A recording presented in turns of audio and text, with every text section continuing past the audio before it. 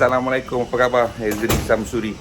So, selalunya pagi-pagi apa yang saya buat ialah saya akan cabut charger ni, charger daripada kereta elektrik saya sebab malam saya akan charge kereta elektrik saya. Ya, memang saya menggunakan kereta elektrik. Tu dia. Dah 3 tahun dah hidup dengan kereta elektrik. Okey, ada orang kata kami orang kaya lah boleh beli kereta elektrik apa semua. Sebenarnya bukan, kami orang biasa saja. Kau boleh tengok lah kat belakang tu, tak ada duduk mahligai mana pun. Tapi the reason why we bought the electric car is simply because bila saya bawa dan saya kaji, saya try banyak kereta elektrik zaman dulu. Saya tahu satu je cara untuk belajar dan untuk bantu anda memahami kenderaan ini, iaitu kita kena beli satu, baru kita faham apa itu kereta elektrik. Daripada saya pinjam sehari ataupun 2 hari, lepas tu saya cerita kat korang, tak jujur tu namanya. Sebabnya kereta elektrik ni memang mengubah kehidupan anda. Dulu kereta akan bekerja untuk anda, tapi dengan kereta elektrik dia ada limitation, dia ada had dia ada batasan dia. So saya boleh bercerita macam-macam, saya boleh jadi pakar Google untuk cerita pasal EV, tapi sebenarnya anda kena pakai dulu. So selepas 3 tahun saya pakai kereta ni pun ada juga benda yang saya tak berani nak cerita, nak kongsi. Tapi tak apalah, kita tengoklah nanti. Yang pasti hari ni saya ada satu kereta elektrik yang saya rasa sangat mantap. Apa dia? Jom sama dengan saya ni.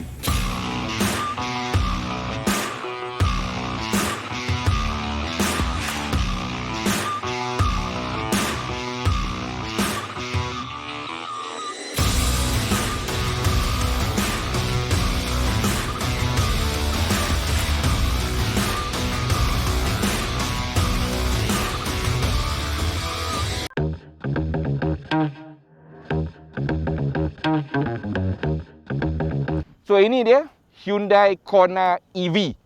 Hyundai Kona ni sebenarnya datang dalam pelbagai varian. Ada enjin biasa, ada enjin turbo, ada hybrid, dan yang ini elektrik. Macam mana nak tahu dia elektrik? Nombor 1, rim kompang tu yang berbilah besar tu, nak aerodinamik. Dan yang paling obvious sekali, grill dia tak ada lubang. Sebab dia tak ada enjin. Dan dekat belakang ada badge tulis elektrik. Charging port dia senang kat depan. So, ambil kabel dan cocok. Dia ada 2 jenis charger kat sini. Type 2 yang macam kita jumpa kat Petronas, kat bangunan-bangunan tu. Dan juga untuk DC fast charging. Ada 2 kat sini. Sebab yang ini tak macam Zoe saya tu. Yang ini ialah kereta elektrik zaman sekarang. Jauh lebih moden. Dalam kereta EV ni, dunia kereta EV ni, teknologi dia berubah, setiap tahun dia berubah. Itu yang syoknya. Setiap tahun teknologi baru keluar. Kereta dia range lagi panjang, lagi jauh. Itu yang best. Dan untuk Kona EV ni, dia ada 2 jenis bateri. Yang ada depan kita ni ialah yang menggunakan bateri lithium ion 64 kWh. Ini bermakna full charge dia boleh pergi 482 km. Hampir 500 km. Ya, itu mungkin ujian buat kat lab ke apa ke, fine. Tapi 482 km tu, kalau kita busuk-busuk lah kita bawa macam biasa, 350 km tu saya rasa insya-Allah senang-senang dapat. Dan daripada segi prestasi, bateri dia ni lebih kurang, kalau horsepower kita kira 204 PS. Torque dia 395 Nm. 0 to 100 7.6 saat. Okay, bear in mind, kereta ni direka untuk memuatkan enjin biasa juga. So, bila EV, sebab tak ada enjin, kosong. Buruk. Sebab yang ada dekat sini, this is the onboard charger. The inverter somewhere here. Bateri ni tetap ada, 12 volt bateri ni. Sebab semua kereta EV masih lagi ada bateri ni. Okey? Kecuali Tesla tak pakai kot. Bateri ni digunakan untuk auxiliary system. Contohnya untuk radio, lampu apa semua. Masih lagi dia sambung ke alternator, dan alternator sambung ke bateri lah, ke elektrik motor. Dan elektrik motor dia pun ada dekat sini, gearbox dia kat sini. Dan anda boleh nampak bateri dia, wire kabel dia pergi ke bateri yang ada dekat bawah tu. Tapi memang kosong. Okey. Kereta ni memang kereta praktikal lah. Dia ialah segmen B SUV. So ini boot dia. Okey. Dan ini charging kabel dia lah. Charging kabel ini sebenarnya kita boleh letak dalam beg yang cantik lah. Okey. Now, berapa lama nak charge kereta ni daripada kosong? So kalau kita guna DC fast charging 100 kW, 55 minit daripada kosong ke 80%. Tapi ni DC fast charging lah, maknanya kat rumah tak boleh buat ni. Dia kena ada tempat khas dia sendiri. Dalam Malaysia ada beberapa tempat tu lah. Tetapi kalau kita nak berjalan, nak pakai juga plug 3 pin tu boleh. Hyundai dah siap bagi dah pun. Ini ialah plug 3 pin. Yang ini memang saya pakai kalau emergency lah. Okey, dan terus terang cakap selama 3 tahun saya pakai, jarang benar saya pakai plug ni. Untuk Hyundai Kona EV dengan 64 kWh punya bateri, pakai plug 3 pin ni daripada kosong 10 jam lah. Sebab tu kita orang tak pakai benda ni. Ya, sebab charger, onboard charger dia kecil, 7.2 kW. Now, bila kita pakai kereta EV ni, sebenarnya kita jarang balik ke rumah dengan 0% bateri. Jarang. Selama saya hidup, saya tak pernah lagi buat macam tu lah. Selalunya kita akan balik dengan mungkin 30% ataupun 20%. Dan dengan kereta yang boleh jalan jauh ni, 482 km ni, saya rasa lagi senang untuk kita plan. So, bila balik rumah, let's say bateri tinggal lagi 40% atau 30%, you just plug in. So, kalau kat rumah kita ada 3 phase punya elektrik, saya kira kurang daripada 7 jam atau 6 jam. Okay? So, itu, jangan risau sangat pasal charging tu. Seriously, jangan risau. Jangan fikir sangat benda tu. Saya tak pernah charge kat luar pun. Kereta elektrik saya tu saya charge kat rumah saja. Cukup. Malam saya charge. Kalau pakai 2-3 hari baru charge. Kalau kereta ni, dengan jarak macam ni, dengan saya punya cara guna, silap-silap, 5 hari baru sekali saya charge kot. Dan harga elektrik pun jauh lebih murah daripada petrol. So, untuk anda yang, yelah, duk fikir, jangan risau sangat benda tu. Ya? Jom kita tengok kat dalam pula lah. Jom. Zaman saya kecil dulu, arwah abah saya lah cakap, zaman tu kereta automatik tu kira jarang lah kita jumpa atas jalan raya. So tanyalah kat abah, nombor stiker kereta automatik. Macam mana kereta automatik ni abah? So abah cakap lah, oh dia ada butang lah, tekan gear kot. Dia pun tak tahu kot. So dalam kepala saya masa tu, saya umur berapa, 5-6 tahun lah masa tu. Oh cakap daripada butang ni, gear 1, 2, 3, 4 lah kot. Dulu 4 gear je. Tengok-tengok dalam kereta ni pun ada butang. Dia ada butang, dia ada DPNR tu lah kat sini. So kat bawah ni. So saya rasa macam rugi. Dia boleh buat sama dekat atas dashboard ni ke, kat tepi ni ke kan. So bawah ni boleh lah kosong, jadi boleh letak barang lah. Itu lebih praktikal lah. Tapi as a whole, the interior of the Kona is very stylish lah. Dia memang stylo Milo lah dengan colour dia apa semua. But kereta ni bukannya kereta super mewah tak. Nampak ni pun hard plastik. Okay. Tapi design dia tu lah. Ni Korean sekarang ni dia orang main design Eropah. Sebab tu kereta dia orang memang sangat popular.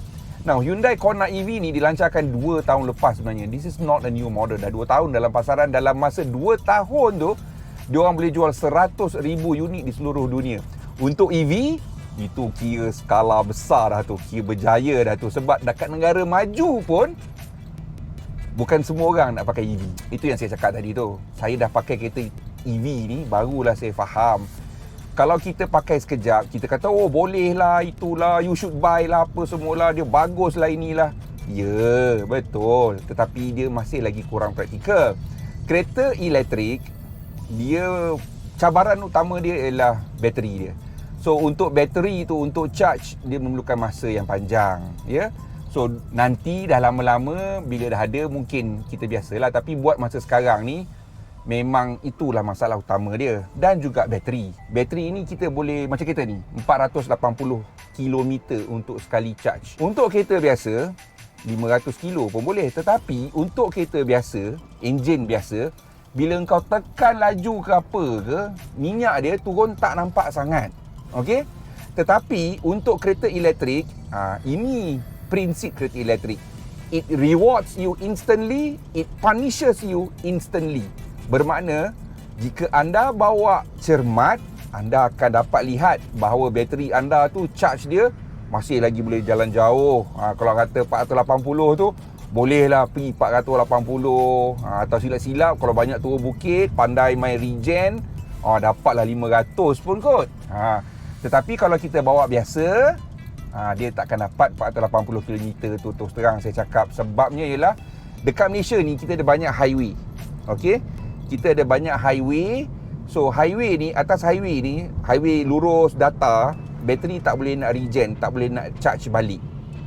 So dia akan makan je lah bateri. Dan bila jalan lurus, kita akan bawa laju. So untuk bateri, bila bawa laju, bateri tu turun akan cepat. Tang tu saya kata dia punish awak, dia hukum awak. Memang boleh bawa laju, tapi bateri dia akan turun cepat. Dia lebih teruk daripada kereta petrol engine V12, V8. Dia punya makan power dia tu. Itu masalah bateri sekarang. Yang geng pro bateri ni, pro EV ni cakap, oh itu nanti bateri punya teknologi akan ni lah apalah. Saya cerita sekarang ni, buat masa sekarang ni, ya. Dan juga selalu kalau orang dapat test EV ni, saya tengok dia akan bawa jalan jauh. Wah, nak pergi PD lah, Melaka lah, Johor lah, Penang lah. Memang boleh. Dia kata, boleh jalan jauh, boleh. Memang boleh bro. Saya ada kawan seorang, nama dia Hadi. Dia bawa motor Modenas pergi London. Boleh. Naik Kapcai pergi London, boleh. Tapi kita tengok kebanyakan orang pergi London naik apa? Naik Kapcai ke naik kapal terbang? Naik kapal terbang kan. Sama jugalah dengan kereta EV ni. Kita nak pergi Penang, kita akan bawa 110 ke atas. Okey, paling bodoh pun 110 lah. Tak ada speed trap, kita bawa 16. Itu cara kita pandu. Itu cara kebanyakan orang pandu. Dengan EV, range anxiety atas highway tu memang betul. Sebab bila kau pergi laju je, kau boleh nampak bateri tu turun. Mana pula nak charge? Walaupun dia boleh jalan 400 km. So kita kena bawa pelan-pelan, hati-hati, relax-relax. Adakah itu cara orang kebanyakan bawa kereta? Tak, bukan semua. So saya beli EV dan saya pakai sebagai orang biasa. Macam apa yang korang bawa kereta, macam tu lah aku bawa kereta. I am being practical. Saya bukan taksub. Saya betul-betul nak cerita macam mana EV ni kita boleh pakai ke tidak. Pada pendapat saya, EV ni sekarang ni memang boleh pakai. Sebabnya kebanyakan masa kita memakai kereta ni dalam kawasan bandar. Ya, macam apa yang saya buat dengan kereta EV saya. Saya pakai untuk dalam kawasan bandar je lah. Sebab setiap hari itu yang saya buat. Saya bukannya kerja setiap hari pergi Penang, setiap hari naik genting, setiap hari pergi JB. Itu gila kah? Dia masih lagi tak praktikal. Tetapi dengan EV baru macam ni, dengan jarak yang lebih jauh, bermakna saya boleh pergi ke lebih banyak destinasi di dalam kawasan bandar tanpa perlu fikir pasal charging. Kalau dengan Zoe saya tu, memang range dalam 140 km. Okey? Tapi bila saya ada banyak tempat saya nak pergi, power dia makin lama makin turun lah. So kadang-kadang risaulah juga. Tapi saya plan baik-baik lah. Cuma kalau dapat kereta macam ni, saya dah tak perlu runsing sangat, tak payah nak plan sangat. Kalau full charge dia dah 480, saya charge kat rumah, bangun pagi. Kalau saya dah charge kereta ni dekat rumah, bangun pagi full charge, saya boleh meeting dekat Shah Alam, boleh meeting kat Gombak, kat KL, kat Bangi, tak fikir sangat. Sebab dia memang boleh buat. So it is a good urban car. Okay, orang akan cerita macam, Allah macam mana nak balik kampung semua. Nak balik kampung kena pakai kereta lain lah. Nak jalan jauh kena pakai kereta lain lah. Sebab tu kereta elektrik saya bukannya kenderaan utama, bukannya satu-satunya kenderaan saya. Saya ada kenderaan lain.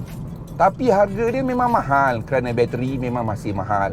Now, kereta Hyundai yang ini Kona EV ni, pada pendapat saya lebih hebat daripada Tesla. Sebabnya range dia ni 480 km dan harga untuk unit ni, yang ni second hand sebenarnya, 18,000 km dah berjalan. 18,100 dah. Banyak juga aku dah bawa kereta ni. Harga dia nak tolak 180,000. Nah, untuk Tesla grey import, harga dia kalau nak dapat yang range dekat 500 kilo ni, dah 300,000 ke atas lah. Dan itu pun tak ada warranty, tak ada apa tau. Tukang jual akan cakap macam-macam lah. Tapi realitinya, pemilik Tesla, air masuk dalam lampu pun dia orang pening kepala, siapa nak repair.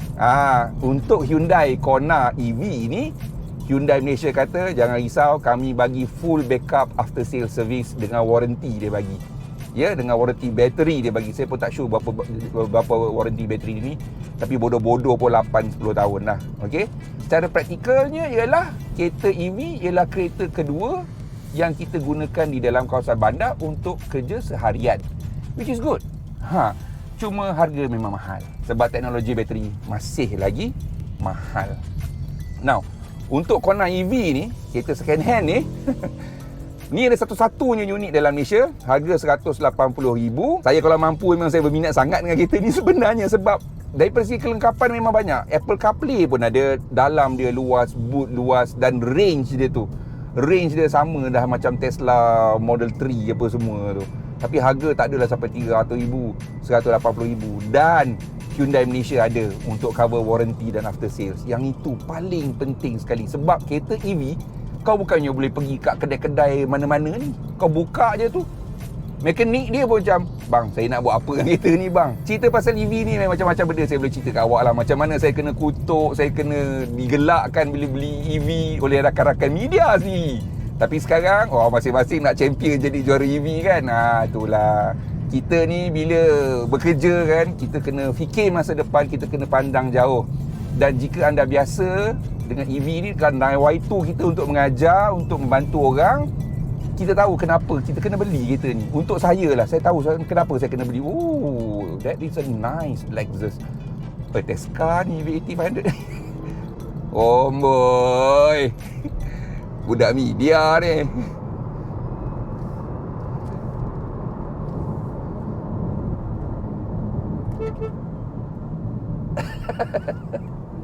Poltan.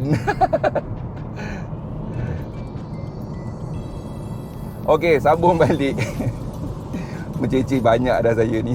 Tapi itulah, saya beli EV tu bukannya sebab saya kaya, saya beli second hand pun kereta tu. Okey.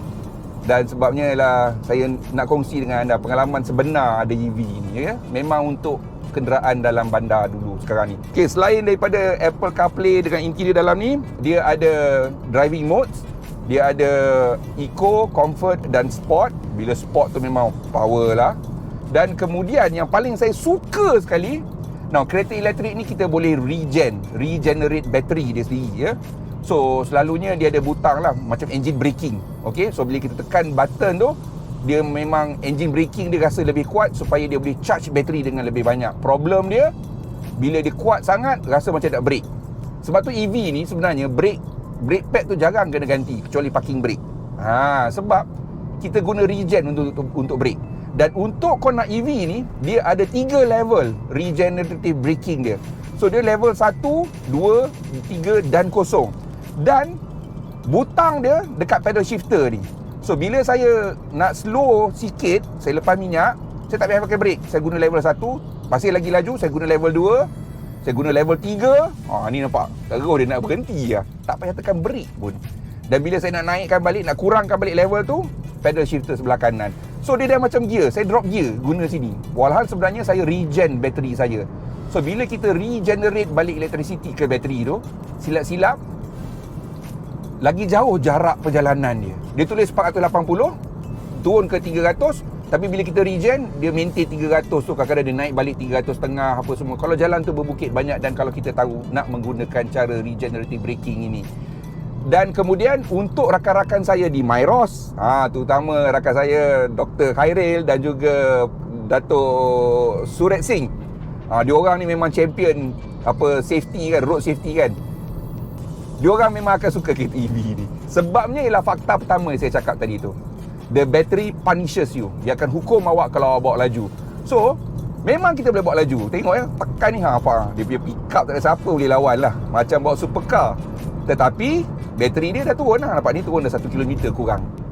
So bila kita bawa kereta elektrik ni, secara tak langsung kita akan terkesan juga tau. Kita akan macam nak jaga range tu biar jalan jauh. So kita akan perlahankan cruising speed kita. Bukan perlahan sangat macam basikal tu. Tak. Kalau dulu kita bawa 100 cruising speed dah, sebab jalan raya kita cantik macam highway ni, boleh jalan 100, 110 kan. Kita akan turunkan ke 90 ataupun 80. So kita maintain, relax, sebab kita nak tengok, boleh naik charge bateri aku. Kereta ni saya dah pakai 4 hari. Macam-macam orang duk bawa, duk lenjan. Okay, family saya pun duk bawa, cakap ya Allah, bestnya jelah sebab Zoe tu bateri kecil. Yang ini bila bateri besar, dia tengok, wah, dalam cantik. Memang, yalah, semua orang nak try. Saya masih ada lagi 304 km jarak perjalanan dengan bateri. 4 hari ni tau. Saya dah jalan lebih kurang 180 km ni. Jalan perlahan, jalan laju, semua belanjan dah ni. Oh, this is so nice. Memang saya suka je lah. Kereta EV ni pada mulanya macam meluat juga aku kan. Tetapi bila dah bawa tu, dia punya nikmat dia lain sikit lah. Ya? Nikmat dia ialah bila kita faham bahawa saya boleh bergerak beratus kilometer tanpa perlu isi minyak, tanpa perlu servis setiap 10,000 kilometer. Dan paling penting sekali, ini ialah sumbangan saya, pahala saya harap saya dapat pahala kerana saya menggunakan kereta elektrik dan saya tidak, orang kata apa, saya tidak menyumbang kepada pencemaran alam. Ya, kritik yang cakap, elektrik kita pun daripada arang batu, betul. Tapi tengoklah sekarang ni, RMK12, negara pun dah ada energy roadmap yang baru, kita nak gunakan gas. Maknanya punca elektrik kita akan jadi lebih bersih, insya-Allah. Ya, perlahan-perlahan lah. Dan dalam bandar ni sebenarnya bagus pakai EV sebab dalam bandar jumlah penduduk dia sangat padat. So kalau banyak kereta, banyak orang, asap banyak dalam bandar, so orang akan terkesan. Bayangkan kalau kita pakai EV di kawasan berkapasiti tinggi ni, penduduk banyak ni, kereta-kereta tak ada asap, udara lebih segar. Tak perlulah kita balik ke kampung nak hirup udara segar. Kat bandar pun udara dah boleh segar. Itu antara kelebihan EV. So bila jalan jauh, kita pakai kereta diesel ke kereta petrol pun tak apa. Sebab jalan jauh tu bukannya kita bergerak je, bukannya kita maintain statik satu tempat, kita bergerak. Ya, tempat yang berkumpul ramai orang ni dah patut kita pakai EV. So itulah first step yang patut kita lakukan dahulu. Cuma harga kenderaan EV ni masih mahal.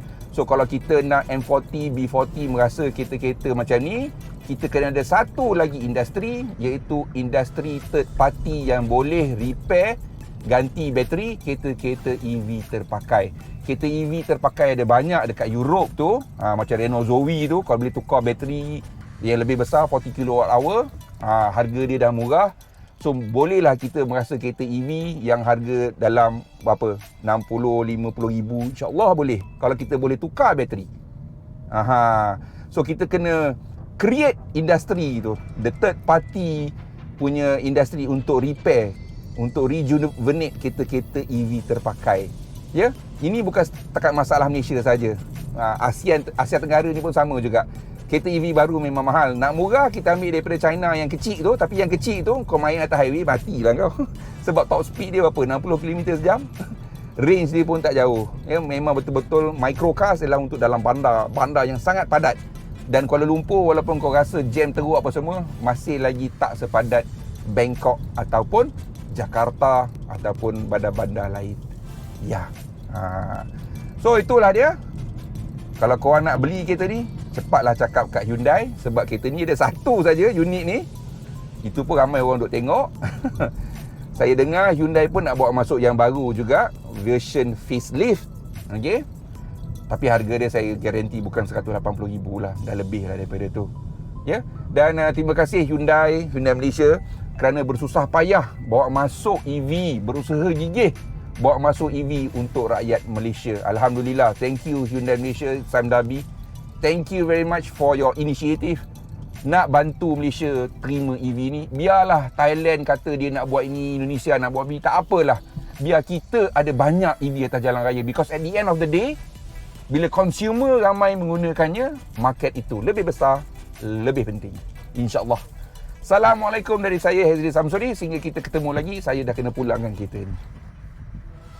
Bye-bye. Jangan lupa subscribe channel kami dan tekan butang loceng supaya anda tahu bila video baru kami akan muncul.